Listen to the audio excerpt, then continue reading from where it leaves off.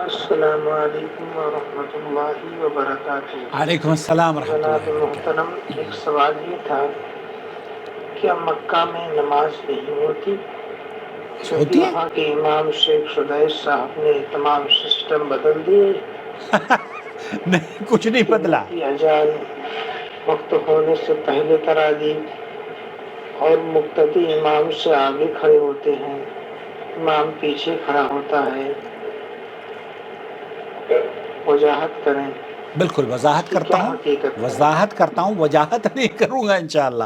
نحمد و نصلی علی رسول الکریم، اما بعد۔ دوستو، بھائیوں اور بہنوں، حرمین شریفین میں ابھی چونکہ رش اس قدر ہے اور آپ لوگوں کو روکتے روکتے تھک جاتے ہیں، لیکن ان کی سمجھ میں نہیں آتا۔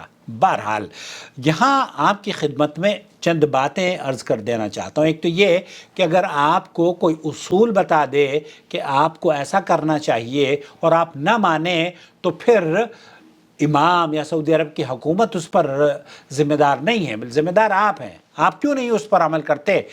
کیا اسلام میں اس کی اجازت ہے؟ چند چیزیں شیخ عبدالعزیز بن باز سے پوچھا گیا، جو مفتی مملکت سعودی عرب ہیں۔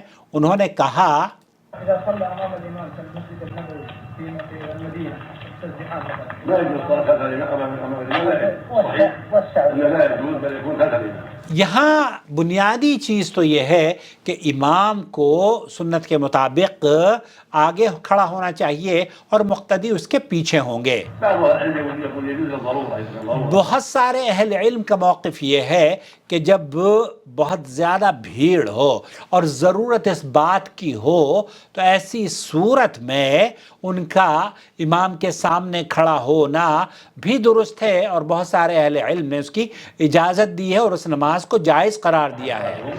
یہ کہتے ہیں کہ بہت سارے اہل علم کے نزدیک اس نماز کی صحت پر کوئی اثر نہیں پڑتا، لیکن ينبغي ان يمنعوا من هذا، اس لیے ضرورت سے بات کی ہے کہ ان لوگوں کو وہاں آگے نماز نہیں پڑھنے دینا چاہیے۔ ينبغي ان يكون خلف الامام، یہ خلف الامام ہونا چاہیے یا ان کی دائیں جانب ہونا چاہیے۔ یہ ہی اللہ کے رسول صلی اللہ علیہ وسلم کی سنت ہے۔ پچھلے دنوں اصل میں ہوا کیا ہے، یہاں سعودی عرب میں مسجد نبوی میں یا بیت اللہ الحرام مکہ مکرمہ میں، یا جب بھیڑ بہت زیادہ ہو جاتی ہے اور مسجد نبوی کا جو پیچھے کا حصہ ہے، ختم القرآن کی جب دعاؤں کے لیے لوگ جمع ہوتے ہیں، ملینز آف پیپل، تب وہاں پر بھیڑ بڑھتے بڑھتے امام کے سامنے تک لوگ کھڑے ہو جاتے ہیں۔ تو ایک روز یہاں پر کیا ہوا، جو امام اور خطیب مسجد النبوی ہیں شیخ حسین آل شیخ، انہوں نے نماز پڑھائی اور نماز پڑھانے کے بعد کہا کہ اگر مصلی امام کے سامنے کھڑا ہو جائے اور جب کہ اس کے اطراف میں نہ ہی دائیں جانب نہ ہی بائیں جانب جگہ ہو اور پیچھے بھی جگہ نہ ہو، تو ایسی صورت میں اس کا آگے کھڑے ہو کر نماز پڑھنا درست ہے۔ یہ ایسی صورت میں ہے جب کہ ازدحام یا بھیڑ یا رش بہت زیادہ ہو اور بہت سارے لوگ ایسا، مکہ مکرمہ میں تو بعض کیسز ایسے ہوتے ہیں کہ پولیس والے بھی کنٹرول نہیں کر پاتے، لوگ بھیڑ ان کو ایسے سوچ رہی ہوتی ہے کہ بس ہمیں آزاد چھوڑ دیا جائے۔ تو بھائیوں اور بہنوں، اسی طریقے سے عورتیں مردوں کے ساتھ کھڑی ہوتی ہیں۔ منع کر دیں حرم میں کسی عورت کو، آپ کہہ دیں ایک مرتبہ تو میں نماز پڑھ رہا تھا، میرے برابر میں ایک خاتون آ کر، واللہ مجھے یاد ہے، وہ میرے کندھے سے کندھا ملا کر رکوع اور سجود میں، اب کیا کریں ایسی کیفیت میں جبکہ یہ اضطراری کیفیت ہے اور آپ وہاں سے نکل بھی نہیں سکتے، وہاں سے بھاگ بھی نہیں سکتے، اپنے آپ کو بچا بھی نہیں سکتے۔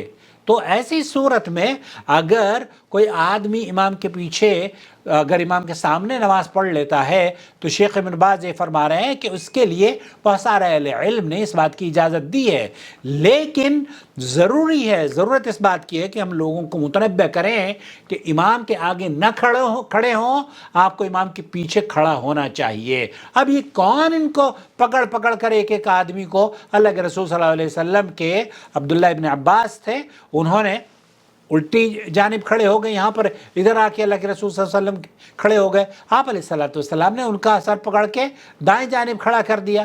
اب یہاں تو کسی آدمی کو کیسے روکا جائے گا بھائی؟ تو اس لیے اب اگر کوئی رک جائے تو یہ ویڈیو آپ لوگوں کے ساتھ شیئر کریں تاکہ ان کو پتہ چل جائے کہ امام کے جب حرم میں پچھلے دنوں نمازیں ہوا کرتی تھی تو یہ جو سامنے کا راستہ ہے نا، اس راستے پہ کوئی کھڑا نہیں ہوتا تھا، تو مطاف رک جاتا تھا، طواف رک جاتا تھا، اور ایسے بالکل سامنے کوئی بھی نہیں ہوتا تھا۔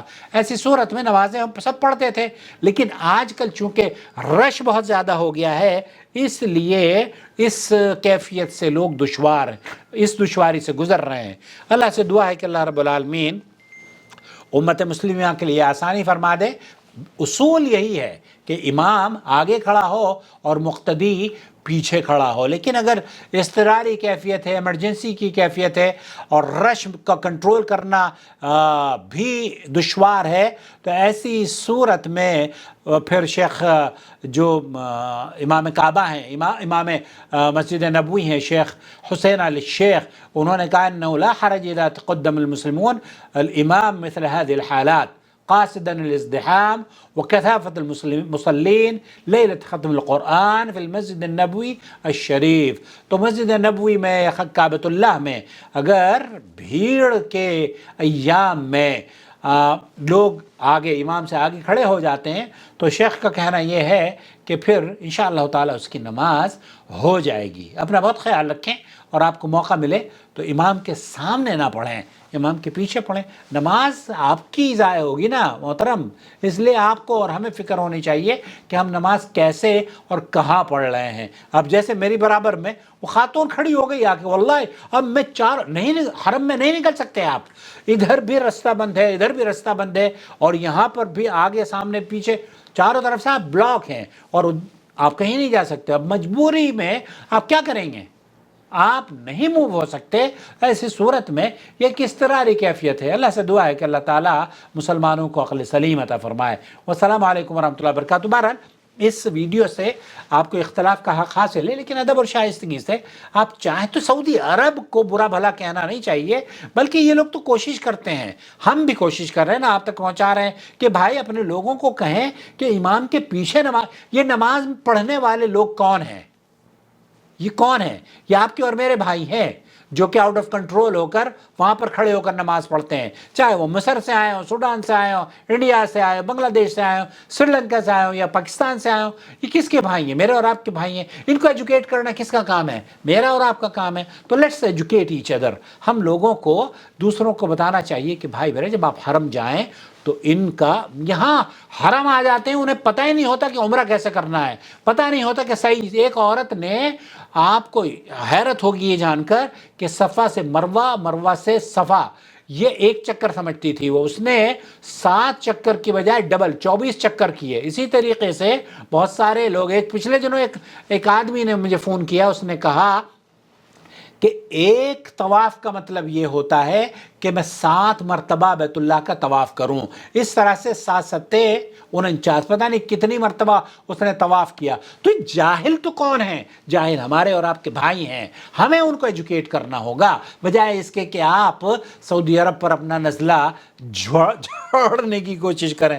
اللہ سے ڈریں اور دعا کریں اللہ رب العالمین اس بلد التوحید کی حفاظت فرمائے، اور جو آسانیاں یہاں پر ہیں اللہ تعالیٰ اس کے بدلے جو خدمات یہاں پر دی جا رہی ہیں نا شؤون الحرمین کی جانب سے، شیخ عبد الرحمن سدیس یا ان کے منتظمین کی جانب سے، وہ قابل رشک ہے، قابل تقریر ہے۔ اللہ تعالیٰ آپ کو سلامت رکھے۔